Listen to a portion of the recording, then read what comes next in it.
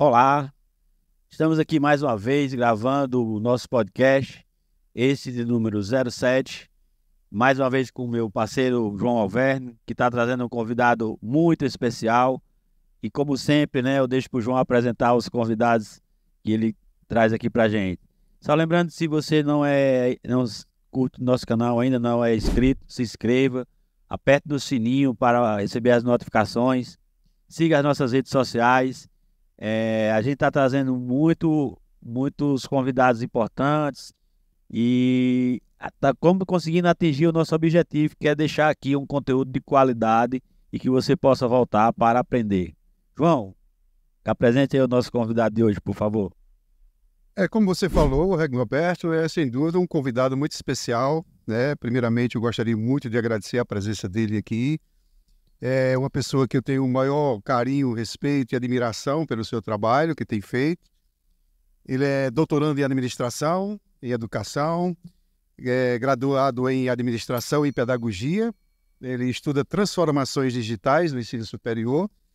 Atualmente é vice-reitor e professor do Centro Universitário Vale do Salgado. É também escritor, pesquisador, autor do livro Profissional Show e uma série de outros, digamos assim, o currículo vasto, podemos dizer assim, da vida profissional. Eu estou falando do professor Wilson Santos. Professor, você não tem ideia da nossa alegria e satisfação em estar recebendo o senhor aqui nesse nosso podcast. Como o Regnoberto falou, é um convidado especial para todos nós. Queremos, assim, inicialmente já agradecer pela sua disponibilidade, sabendo da sua agenda, que é uma agenda muito completa, muito cheia. É um prazer recebê-lo aqui no nosso estúdio, no nosso podcast. Eu gostaria que, inicialmente, o senhor falasse um pouquinho sobre a sua carreira profissional, que é, sem dúvida, brilhante e tem muito ainda para oferecer para o povo do nosso país, do nosso querido Ceará. Prazer em recebê-lo. Boa noite, prazer é meu, né? A todos que estão aí acompanhando, né? O 7º Apto Podcast, né? Muito obrigado aí ao Regnoberto, ao Repto, à Conexão, a vocês, João. Para mim sempre é um prazer enorme estar presente nesses momentos. E aí eu agora estou refazendo o meu currículo, né? Que é a primeira coisa que eu boto um bocado de coisa no currículo, mas a segunda coisa que eu coloco é assim, eu sou avô, né? Que é avô, né? Então vou dar uma dimensão diferente, novas competências, né? Então, eu tenho a Mari e o João agora, que são os meus netos, então eu agora acrescentei Coisa boa. esses dois elementos no meu currículo, são muito importantes. Modéstia à parte, você colocou um nome muito bonito do seu filho, do seu neto. Aí foi minha neta, na verdade, que colocou esse nome. Quando ele estava para nascer, ele disse, tem 5 anos, ele vai nascer e o nome dele vai ser João Vitor, né? Que bom, que bom. A gente colocou João Vitor. Então, assim, é um prazer enorme. E eu tenho tido o privilégio, né? Eu acho que Deus está colocando uma série de coisas no caminho de me apaixonar por administração, por pedagogia, fazer a minha carreira toda na área de educação, na área de gestão, por muitos anos trabalhar no segmento de franquia, no gerenciamento de franquia, nas performances de franquia, trabalhar cuidando de todo esse Nordestão, então foi trazendo para a gente uma série de experiências, de know-how que a gente vai, quer queira, quer não, carregando, né? Mais recentemente, aí depois nós tivemos a oportunidade de trabalhar com pesquisa na área de indústria 4.0, que é o que eu tenho trilhado bastante, eu tenho mergulhado na área de empresa. Em 2017, quando no Brasil não sabia o que era isso, eu já estudava a indústria 4.0, para os seus impactos para as empresas, para os empregos, para o ambiente de trabalho, para as transformações. Então, meu mestrado em administração foi nessa área. E eu tive a oportunidade, né, no momento assim, de ter a oportunidade que alguém olhou para mim. Quando eu estava para decidir de fazer o doutorado em administração, em ciências contábeis ou em educação, que era 2 doutorados muito difícil, que era CAPES 7, né? Geralmente o CAPES vai até 5, mas quando você tem uma referência que perpassa o Brasil, aí vai para a América Latina, para o mundo, então eles costumam, pela relevância da CAPES 7, aí eu terminei passando nesses 2 doutorados. Eu lembro que eu falei com o meu antigo coordenador de mestrado, né, que é um grande amigo meu, liguei para dizer assim, olha, eu passei nesses dois, o que eu faço? Aí ele olhou e disse assim, rapaz, qualquer um é fantástico, é fabuloso. Eu conheço os dois, tu vai se apaixonar pelos dois. Mas, já pensou, ninguém consegue isso, mas se alguém conseguisse fazer os dois, né? Mas isso é impossível, né? Mas qualquer um que você for, lhe apoia. Mas, se alguém fizesse os dois, seria uma coisa fantástica. A verdade é que eu fiz a inscrição nos dois, terminei os dois, né? Então, no de educação, que é na Unicinos, que é referência para a América Latina, eu trabalho com pesquisa de transformações digitais. Então, basicamente, eu trabalho com inteligências artificiais, com metaversos, com wearables, com toda essa pesquisa na área de todas essas transformações, e como é que isso impacta a educação como uma forma como um todo, e a forma de aprendizagem e ensino. E no de administração, eu trabalhei muito pela vertente da centralidade do cliente, né? Então, eu fui trabalhar muito numa questão que é de assimetria na comunicação, o quanto que isso impacta nas relações com o nosso consumidor. Então, a gente começou a enxergar que hoje há um problema muito grande entre as gerações e que essas gerações deixam gap e provocam assimetria em comunicação. E como é que a gente pode superar isso, obviamente, para fazer com que esse cliente possa estar mais tempo com a gente, né? Entrei pela pesquisa, hoje nós temos um grupo de pesquisa que vai muitos anos, né, que eu tenho o privilégio de fazer parte, ele é internacional, e a gente trabalha muito nessa área de transformações digitais, né? É onde eu mergulho. Dentro desse grupo tem vários pesquisadores. Eu trabalho mais pelo segmento de ensino superior e como isso impacta na aprendizagem, na formação e na preparação dessa turma toda para o mercado de trabalho. Professor, pegando assim o gancho do que o senhor falou agora, é um prazer conhecer o senhor pessoalmente e, mais uma vez, como o João falou, obrigado por estar aqui com a gente. Hoje, aqui na nossa empresa, a gente vê muita necessidade dos nossos clientes, claro, dadas as devidas proporções, que a gente tem cliente de grande porte, médio porte e pequeno porte, de começar a aprender a usar a inteligência artificial nas operações, né? Na gestão da rotina. Então, isso na vivência do senhor já deve estar trabalhando isso com algumas empresas. Está sendo fácil implantar isso? É uma coisa que vai ter que ter? Como é que o senhor vê esse momento? E principalmente para a gente aqui, eu costumo sempre dizer para quem nos assiste que nós estamos falando de Iguatu, interior do Ceará, e é importante que a gente sempre traga para a nossa realidade as coisas que tem por aí. Então, como é que o senhor vê hoje a questão da inteligência artificial na gestão da rotina da pequena empresa? Eu diria que daqui para frente, nos próximos anos, principalmente na área de todas essas tecnologias disruptivas, porque a gente está falando de inteligência artificial, mas em contrapartida nós temos as linguagens generativas, né? Que aí entra o chat GPT, né? Hoje as empresas, eu lembro que nós tivemos um desafio muito grande para implementar algumas dessas transformações dentro da nossa instituição. Então, hoje, praticamente nossas operações, nós temos pessoas estratégicas, pessoas trabalhando, mas hoje eu diria que o que a gente faz hoje, se a gente fosse fazer com pessoas, nós teríamos uma quantidade enorme de pessoas. Então, eu acho que o primeiro desafio que as empresas precisam enfrentar, e não é só aqui, é de uma forma geral, é o letramento disso, né? O letramento que eu digo é a aprendizagem, né? A gente chama de letramento tecnológico. As pessoas precisam entender o que é a inteligência artificial, qual o impacto dessa inteligência, para que ela não seja só um modismo, como é que ela pode ser aplicada, em que área ela pode ser aplicada. A mesma coisa vale para o chat GPT, né? Então, pessoal, tem muito medo hoje do chat GPT dentro das instituições de ensino, porque agora, ao invés dessa preocupação, acho que a gente precisa se preocupar de como fazer com que quem está conosco saiba utilizar, saiba efetuar, saiba efetivar, porque senão vai voltar para trás. Vou dar um exemplo. Agora com o chat GPT todo mundo vai ter plágio. Eu escrevo artigos de ponta a um e eu publico a um, com parceria com o ChatGPT, mas eu digo que a parceria é dele. E a maioria dos veículos pede, né, para ser informado. Eu digo que a parceria é dele. E não está tudo certo. Então, o que eu preciso é instrumentalizar, é letrar, e essas pessoas que vão utilizar para trabalhar com engenharia de prompt, para trabalhar com a engenharia adequada, com os comandos adequados, para que ele possa usar dos benefícios. A mesma coisa para as instituições. Daqui para frente, tudo que é rotina nas empresas, essa é uma tendência que já vinha e agora vai acelerar, todas essas rotinas organizacionais, não há porque a gente tem pessoas. Nós podemos ter os talentos em posições mais estratégicas.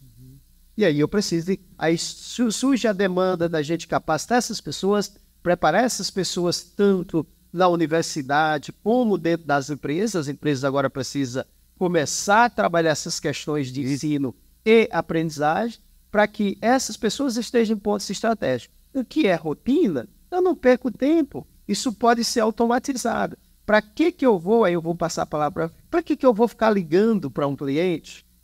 Quero contactar clientes. E eu tenho 400 clientes. Para que eu vou ligar se eu posso ter uma inteligência artificial que ela roda essa ligação e ela só me passa com quem ela conseguiu contactar e quem já está na linha e eu passar para um agente humano fazer esse atendimento. Né? Então, assim, eu acredito que as rotinas, de uma forma geral, elas vão se aparecer. Toda função, todo emprego que é rotina tende a desaparecer nos próximos anos. Né? Então, assim, precisa estar preparado para isso. O trabalho não vai desaparecer, mas o emprego rotina, ele não faz mais sentido, porque agora pode ser ocupado pela inteligência artificial, por automação, por todas essas tecnologias que faz tudo isso. As empresas, logicamente, elas estão começando a se conscientizar da importância das transformações, principalmente as transformações digitais, né, as transformações tecnológicas para acompanhar o desenvolvimento, não a nível mais só de Brasil, a nível de mundial, do mundo inteiro. Mas saindo um pouco das empresas, levando para os bancos das universidades, podemos dizer assim, né, para a academia, tá certo? Como o senhor contextualiza o ensino superior hoje? Eles estão realmente acompanhando essa nova transformação da tecnologia para implantar na cabeça do jovem de que o mundo hoje está mudando e que o mundo a partir de agora é outro? Eu queria só, ainda contemplar mais uma pergunta. É assim, a gente tem muita dificuldade para as novas profissões que estão surgindo com o advento da tecnologia e tal. Então, pegando essa pergunta do João, e as universidades estão preparadas para essas novas profissões que estão vindo? Como é que a gente pode enxergar isso daqui a 5 anos? Eu diria que o grande desafio hoje para tudo isso é a parte educacional. E eu não estou falando do Brasil, estou pensando no mundo. Né? Ainda no mundo, por exemplo, o Indústria 4.0, que já era para estar implementado em todo o mundo, e começou na Alemanha em 2000, um dos grandes entraves ainda que a gente encontra na Alemanha, por não estar 100% implementado, é a questão do talento, da competência. Então, barrou-se diante de duas coisas. Primeiro, eu tenho todas essas transformações, mas eu não tenho o talento, eu não tenho a competência, eu não tenho a pessoa preparada para que muito se fala em mão de obra, né? Isso. Aí a gente passa por duas coisas aqui pontualmente. Uma coisa que a gente chama de mismatch, é uma expressão em inglês para dizer que não há casamento, ou seja, o sujeito tem uma competência e eu estou dependendo de outra. Então, se acontece muito, às vezes eu tenho um talento, o cara é bom, mas eu não quero a competência dele. Hoje, a demanda não é mais por aquela competência, é por outra competência que ele não consegue me entregar. Então, ele é um grande profissional, mas ele não conseguiu, né, adequar-se a essas novas competências. Então, há um grupo de funcionários ou de colaboradores dentro das instituições e dentro das organizações que perpassa por isso. Então, é isso. A outra coisa que é a falta da competência, né? E eu costumo dizer que nos próximos anos nós vamos ter, sim, um apagão de competências, porque nós estamos nessa transformação que exigem novas competências e as instituições de ensino superior, elas não acompanharam ainda, elas não, e aqui é o grande desafio, é de compreender essas novas demandas, essas novas tendências, de saber quais são as principais competências para habitar no terceiro milênio.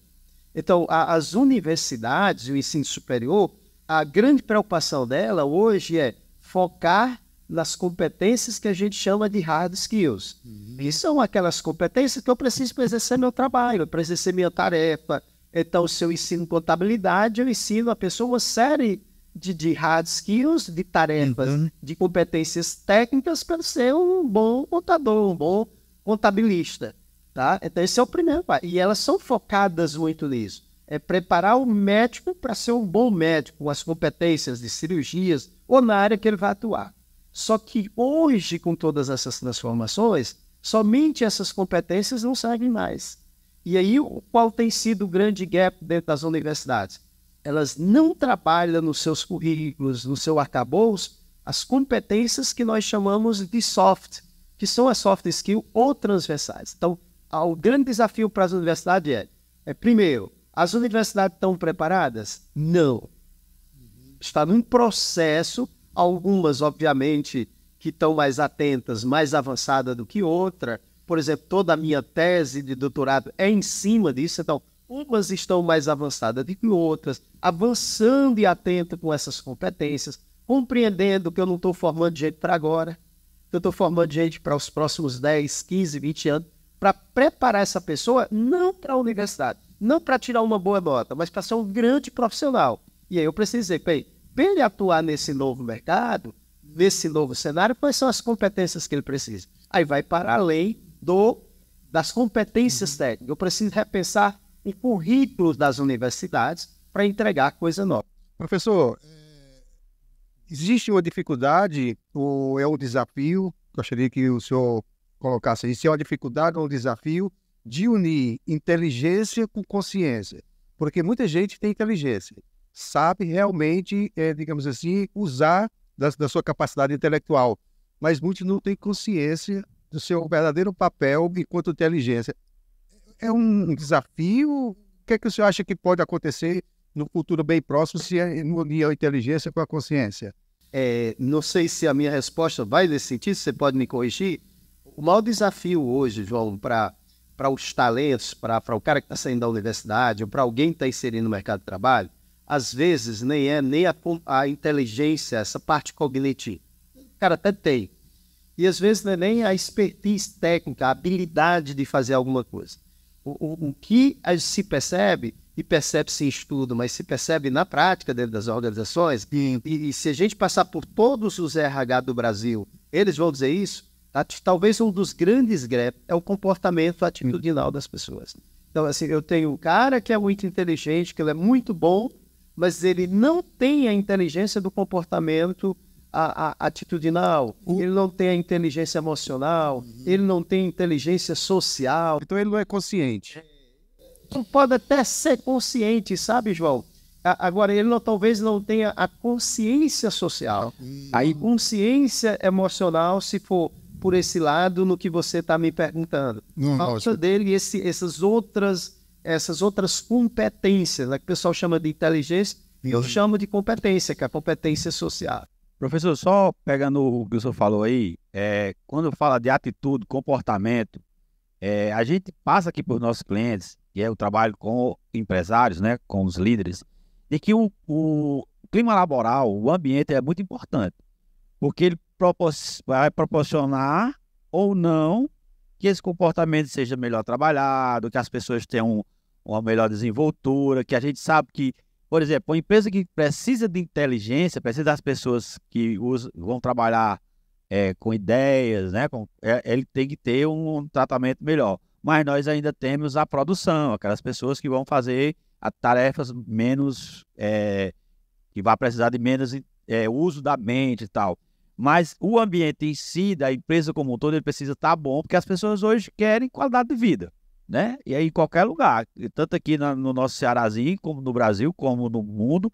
Então, como é que o senhor poder enxergar, porque eu sei que o senhor está falando na questão do treinamento das pessoas, preparar as pessoas, mas eu sempre bato na tecla de que a gente precisa também preparar as empresas, preparar os líderes. A gente tem uma liderança que é uma liderança que passou pela universidade há um bom tempo atrás, né? Como o senhor falou aí, o médico há pouco tempo atrás não sabia o que era telemedicina, não sabia o que é fazer uma cirurgia à distância, e hoje ele não tem como ele terminar um curso de medicina sem estar vendo isso, né? Cirurgiões que operam à distância, com câmeras, então assim, e as empresas? Eu estou puxando aqui para minha sardinha, porque eu trabalho com consultoria.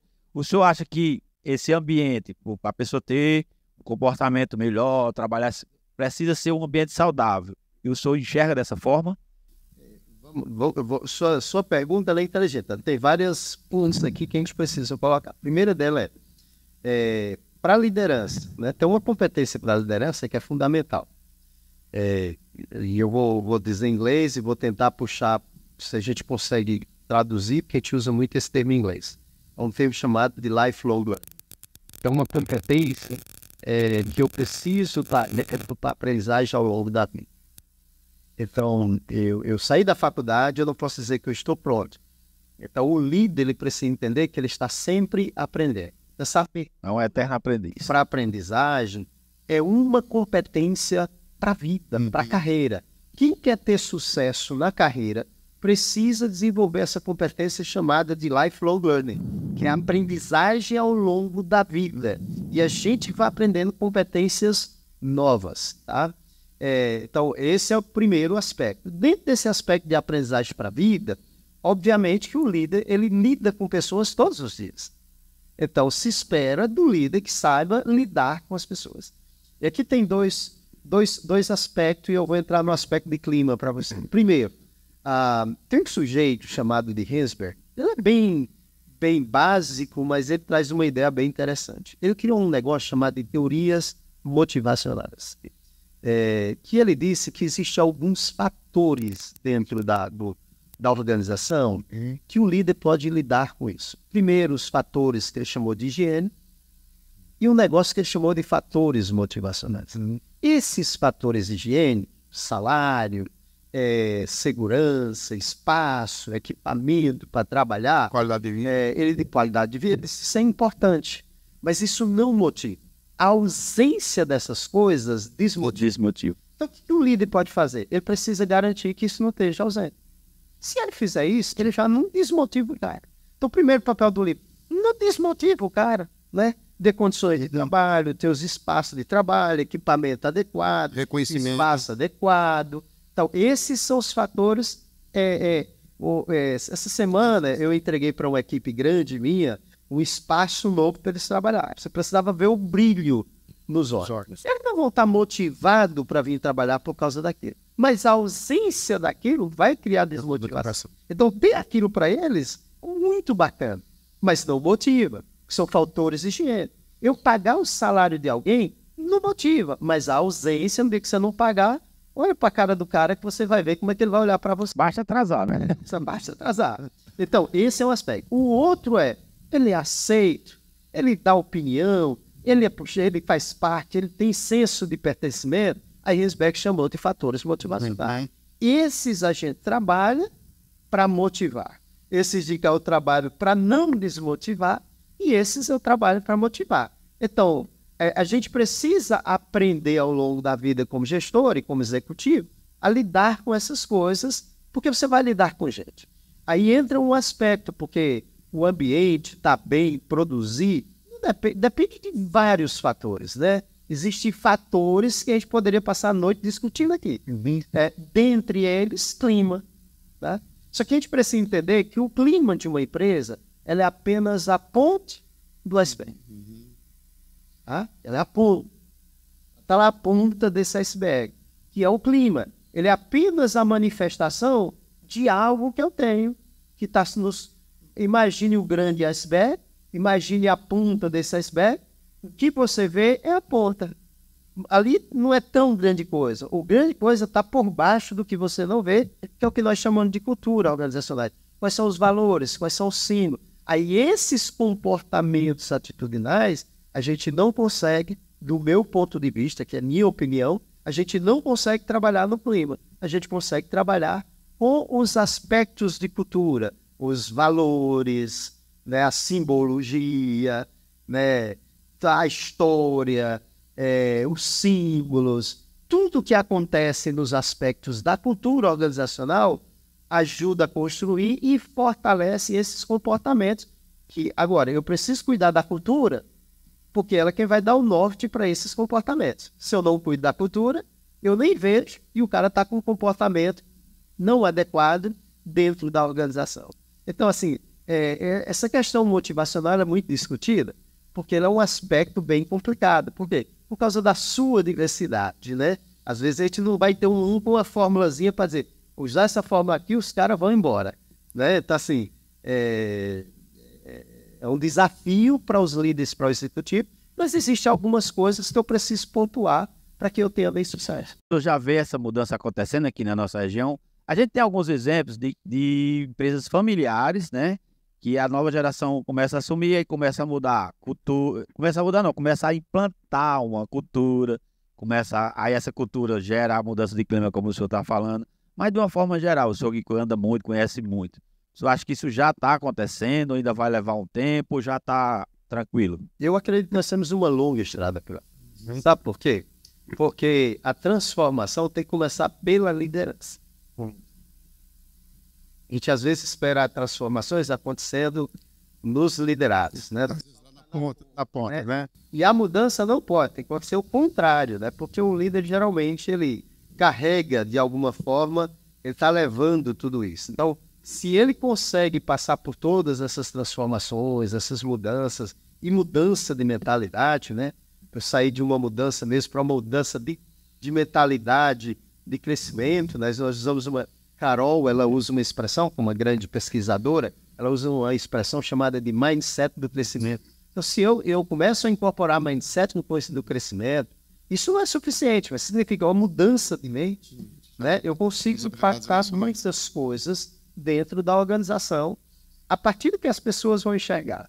Eu não poderia deixar de aproveitar essa oportunidade de estar conversando com um especialista, né, que tem uma larga experiência. Dando uma aula que show para nós.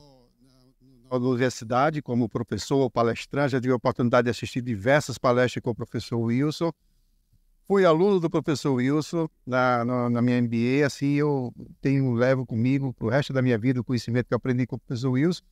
E eu tenho certeza absoluta que o que o senhor vai falar agora vai ser muito importante e interessante. Lógico que tudo que o senhor falou aqui é uma coisa assim que vai ficar realmente na mente dos nossos ouvintes. Mas, professor, falar um pouquinho sobre esse tripé da organização, né? O tripé da organização que passa pela gestão de processos, que são as gestões das rotinas administrativas, passa pela gestão de pessoas, né? E também passa pela gestão de resultados, de alcançar metas. Na opinião do senhor, qual o melhor caminho para poder implantar um negócio? Ele começa por onde? Deixa eu só, se eu puder contribuir, dar uma coisa. Eu acho que tem 3 fatores bem importantes para um resultado de sucesso. Não necessariamente só isso, mas isso é fundamental.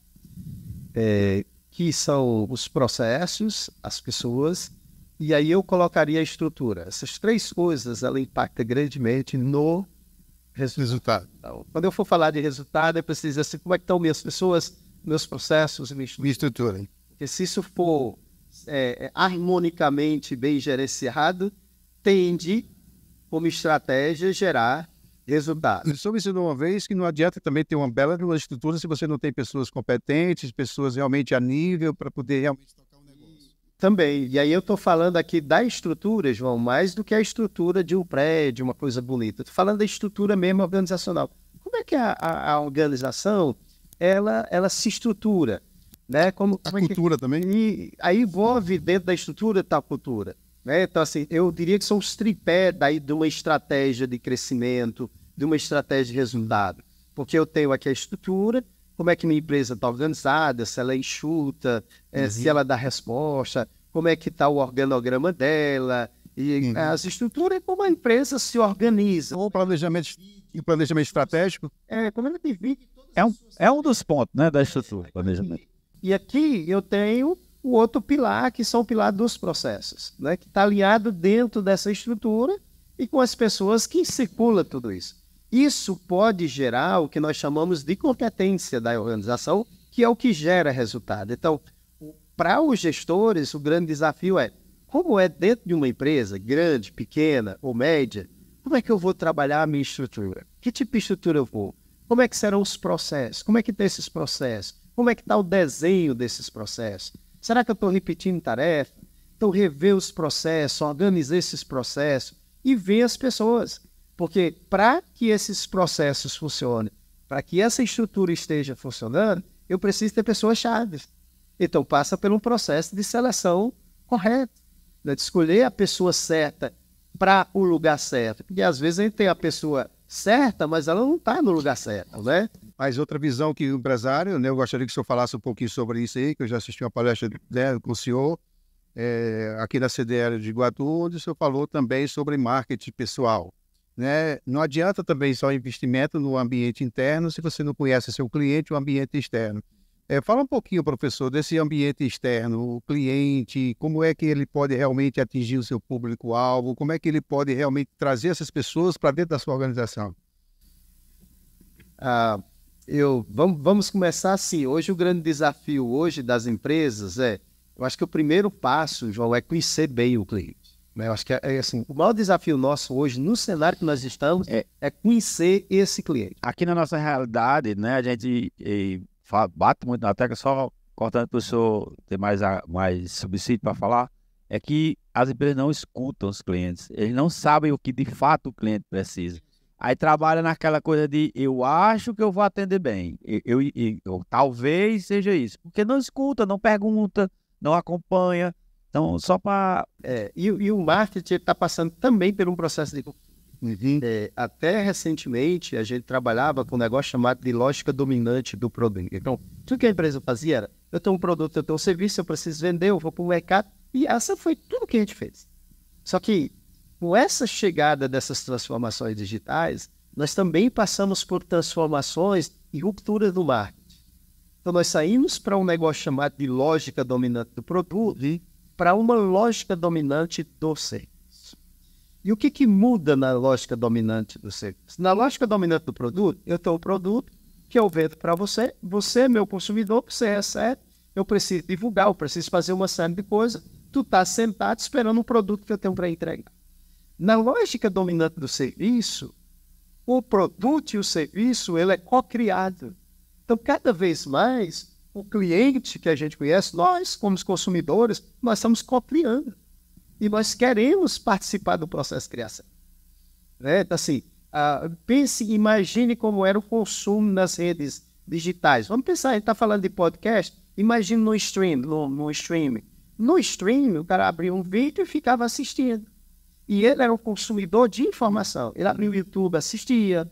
Ele abriu a rede social, assistia. Por que hoje os streams e a TV está cada vez mais perdendo o valor?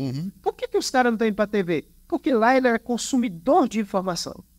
Ele era a gente chama um information consumer. O cara tinha uma informação e ele consumia. Hoje, o cliente ele não quer consumir, ele quer também produzir. Então ele vai para as redes sociais para produzir, aí precisa estar atento para esse novo mundo. E questiona, né? Ele vai, ele questiona, ele interage. Se esse podcast tivesse aberto, provavelmente as pessoas estavam questionando, dando opiniões, concordando, não concordando. Isso é co-criar. Eles estariam co-criando com a gente.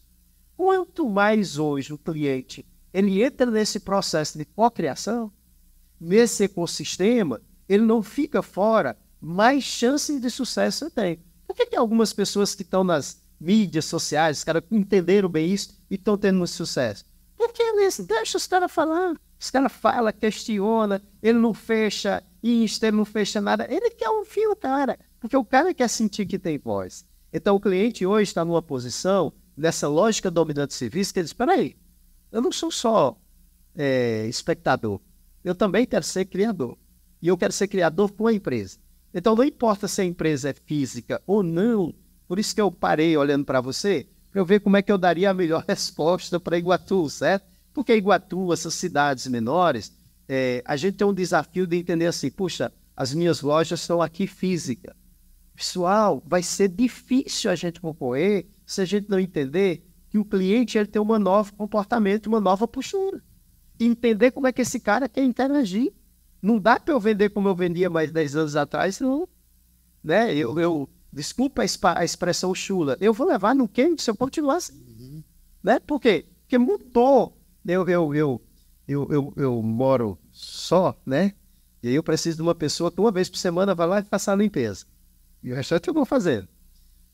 E aí eu estava organizando toda essa minha limpeza e tal, e aí eu quis comprar um aspirador para facilitar. Eu entrei lá, comprei, não era muito caro. Eu comprei na Amazon, comprei dia 12 agora. Dia 15, eles disseram que me entregar dia 19. Dia 15 estava na minha residência. Comprei mais barato, não paguei frete. Aí quando eu cheguei, todo empolgado, fui organizando para montar, para fazer a minha primeira limpeza, descobri que na hora de eu comprar, ao invés de eu colocar 220, eu tinha colocado 110. Eu disse, pedi. Aí eu peguei, liguei para a Amazon e disse, olha, vocês me atenderam bem, vocês me venderam, me entregaram antes do prazo, tem tudo isso, só que eu recebi isso daqui e eu queria 220. Você consegue trocar para mim? Só um instantinho, seu filho, me dá seu e-mail, passei. No seu e-mail agora, chegou um número, esse número o senhor vai no correio, já está pago o frete de volta para o senhor. O senhor vai me mandar, eu vou receber, vou estornar o seu dinheiro, caso o senhor queira. Ele nem falou de troca, o senhor compra outro. O que você acha que eu fiz assim que eu mandei o meu? Eu nem esperei o estorno, eu já comprei outro. Por quê? A empresa foi ágil, foi rápido, atendeu bem, eu participei, eu tive voz. Tá? Então, assim, mas eu preciso dar voz, mais do que dar voz. O meu cliente ele passa a ser ator de todo o processo. Então, nas empresas físicas, esse é o grande desafio. Como é que meu cliente ele vai co-criar comigo? Como é que ele vai estar presente nos processos? Como é que ele vai opinar nos processos, nas pessoas? Como é que ele vai ter voz? Esse é o desafio para que o nosso cliente se sinta engajado nos processos. O senhor, só um minutinho, João, só para me complementar aqui. O senhor, quando subiu, o senhor viu que a gente está situado num shopping, né? Esse shopping abriu recentemente aqui no Iguatu. E aqui a gente vivencia ao modelo híbrido. Todas as lojas aqui físicas, elas estão muito mais fortes no digital, nas redes sociais, né? Na internet. E aí eu gosto muito de saber, perguntar até para melhorar aqui nosso tratamento com o nosso cliente. Por que elas tinham uma física, já que elas vendiam tanto pela internet? E elas dizem que é uma questão dos clientes se sentirem bem quando vêm. Hoje, tem uma das clientes que a gente acompanha aqui, que ela diz que as clientes dela vêm visitar. Compram pela internet e vêm visitar a loja, porque é cliente, porque gosta da loja, que gosta dos produtos. Então, assim, ela consegue fazer isso, mas aqui no nosso shopping, aqui no Iguatu, as pessoas já têm consciência de que tem que estar no digital. É esse novo comportamento. Eu vou chamar esse novo comportamento para o varejo, né? Você está falando do varejo de omnichannel. Isso. Muito tempo eles dizem, não, o varejo precisa de um canal. Depois nós começamos a dizer, não, o varejo tem que ser multicanais. Hoje não. O varejo hoje ele precisa ser omnichannel. Nós não temos uma boa tradução para isso, mas é que ele precisa estar presente, onipresente, né? Que omni significa oni. Ele precisa estar onipresente em todos os canais. Você precisa ter a mesma linguagem em todos os canais. Então, cada vez mais, eu compro na internet, pego o produto na loja. Ou eu olho na loja, olho o produto e faço a compra na internet para receber em casa. Né? Às vezes, eu vou lá para a central e vou com o meu celular. Eu quero um tênis, eu quero uma camiseta. Aí eu olho, pesquiso aqui, vejo o preço, vejo que está mais barato que a loja, compro aqui e recebo na loja. Então, eu fiz isso recentemente. Essa fronteira entre o que é, e aqui é resultado dessa indústria 4.0 e dessas transformações digitais, essa fronteira entre o que é físico e o que é digital, ela praticamente está desaparecendo. Então, não vai existir mais daqui para frente uma fronteira que é física e aqui é digital. Daqui para frente, esse hibridismo vai fazer parte dentro da educação. A gente precisa pensar cada vez mais como é que a educação se comporta dessa forma. dentro das organizações, dentro da aprendizagem e dentro das relações. Essas transformações impactou todas as nossas relações. De Florido vai dizer, olha, o mundo hoje está hiperconectado.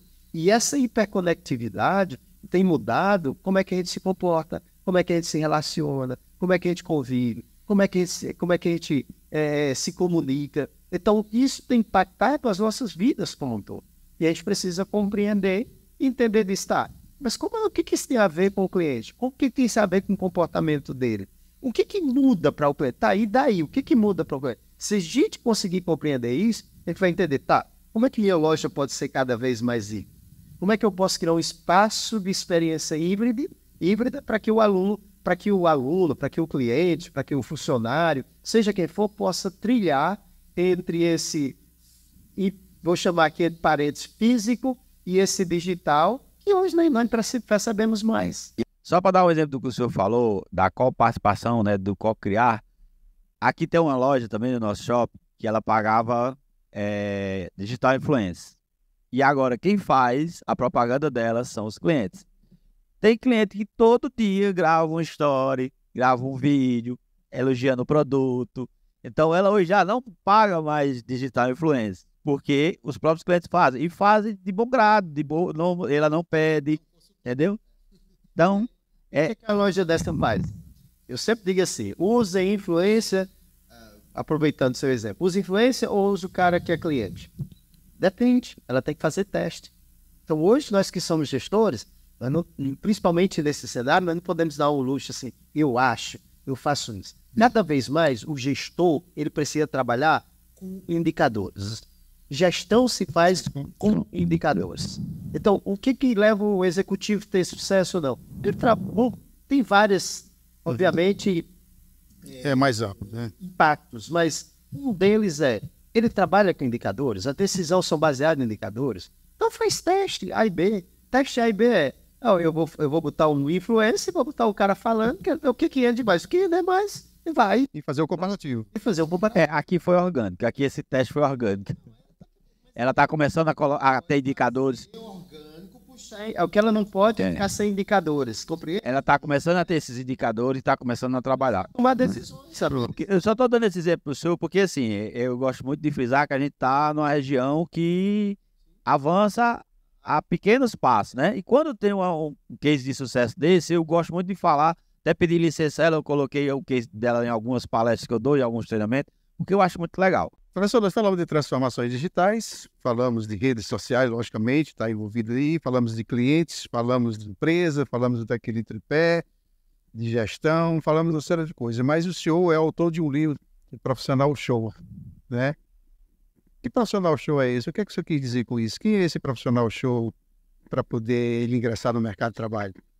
Eu vou aproveitar, João, vou dizer que lá na Amazon tem 4 livros chamados Teoria da Administração e Contabilidade. Se também quiser entrar, entra lá. São 4 livros falando de aspectos da administração, de contabilidade de uma forma toda, mas quando eu escrevi esse livro, a ideia era quais características, o que leva uma pessoa a ser um bom profissional, né?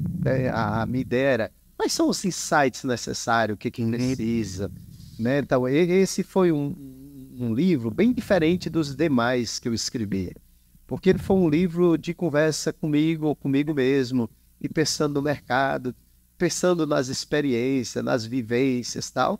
E aí eu pontuei várias coisas lá bem interessante. Uma delas até você citou aqui, que é a questão da gente trabalhar. Eu fui colocando vários aspectos, mas um deles é trabalhe esse aspecto visual, né, do produto, né, mas não esqueça de trabalhar a essência do produto, né. Assim, eu peguei um aspecto do dia a dia, porque não adianta o produto, às vezes o produto é fantástico, mas ele não tem uma boa embalagem. Ainda vende, as pessoas compram. Eu, às vezes, sou um profissional fantástico, mas eu não consigo me posicionar, eu não tenho um posicionamento bom nas redes sociais, eu não tenho uma boa visibilidade, eu não vou bem na empresa, eu não me preparo para a empresa. Tem um bom currículo. Não preparo o meu currículo e tal. Eu tenho essência, mas eu não trabalhei a embalagem. né? Então, aí precisa isso. Às vezes as pessoas trabalham muito a embalagem. Aí eu digo assim, olha, você pode, se você não tem essência, aí o mal é maior, porque as pessoas só vão comprar uma vez, que vai comprar pela embalagem. Quando tomar o produto, vai ver que não faz. Então, eu fui fazendo vários insights durante o livro, né? E o último capítulo, eu usei uma palavra em latim chamada de carpe diem, né? Que é o que eu vou utilizar para terminar aqui. Que carpe diem, eu ouvi essa palavra, eu estava assistindo um filme chamado A Sociedade dos Poetas. E o professor puxa todos os alunos, está fazendo um processo de transformação dos alunos, ele está numa grande universidade. E parece que os alunos não vão muito. E ele puxa todos os alunos, bota diante de uma estátua bem grande, de vários bustos lá, e eles começam a olhar. E os alunos estão lá olhando, e ele explica a referência de cada um. Foi pessoas famosas que passaram por aquela universidade. Eles estão lá. E aí ele passa sussurrando no ouvido dos alunos, carpe diem, né? E aquela palavra ficou comigo. E a palavra carpe diem significa viva o momento de forma intensa. Né? Então, o que nos cabe como pessoas, como profissionais, como executivos, como pai, como pessoas da sociedade? Nos cabe carpe diem, viver o presente intensamente. Né? Então, nós só temos a chance de viver uma vez o presente. Né? E onde é que eu construo o meu futuro? Eu construo minha profissão, minhas relações. Eu construo no presente. A construção futura, ela nunca é algo futuro, ela sempre é algo presente. Então, se eu quero construir meu futuro, eu não espero para construir meu futuro. Eu começo a construir pedra por pedra no presente. Só que eu preciso fazer isso de forma intensa, vivendo cada segundo e atento para cada situação. Eu preciso estar atento naquele momento. Resumindo, viveu aqui e agora. Viveu aqui e agora de forma, eu só vou complementar, de forma intensa, de forma aberta, consciente, sabendo o que você está fazendo. Professor, eu acho que o João falou dos livros do senhor e a gente não teve tempo aqui, né, de falar do livro. Eu queria já aqui convidar o senhor para voltar, para a gente falar mais das suas obras. A gente vai deixar na descrição desse episódio todo o currículo do senhor, as obras que o senhor já escreveu, as redes sociais que o senhor depois passa para a gente colocar. E já quero convidar o senhor para voltar para um novo momento, que aqui essa aula foi gigantesca, mas foi muito rápida, né? E aí a gente está indo já para as nossas considerações finais, as considerações do João e depois a do senhor. E muito obrigado. Eu tive uma aula perfeita. Tem um ditado popular que diz que quando o negócio é bom, no instante passa, né? É rápido. Professor Wilson, eu estou muito encantado, muito agradecido, senhor, por aceitar. Em cima da hora eu liguei para o senhor prontamente aceitou o nosso convite. A gente está muito feliz com a presença do senhor aqui, pelas informações, pelo conteúdo, pela grande experiência que o senhor está passando aqui para a gente e pelos nossos ouvintes que estão aí, que vão acompanhar o nosso podcast. Nosso muito obrigado de todo o coração. Eu que agradeço. Espero ter deixado uma mensagem aí que fique aí, né, para quem está nos acompanhando, né? Desejar muito sucesso, muita sorte, né? Agradecer a Repto, né? E a Conexão RH, o João, pelo convite. Para mim é uma honra, tá? Espero ter deixado alguma semente aí para a gente ser tensionado por essa semente. Eu acho que todos nós vamos sendo tensionados ao longo da vida, né? Isso é bom. Pessoal, vocês que nos assistem, não esqueçam de se inscrever no canal, curtir aí, clicar no sininho para receber as notificações. Se você gostou, manda para alguém que precisa ouvir esta aula, que na verdade isso foi uma aula.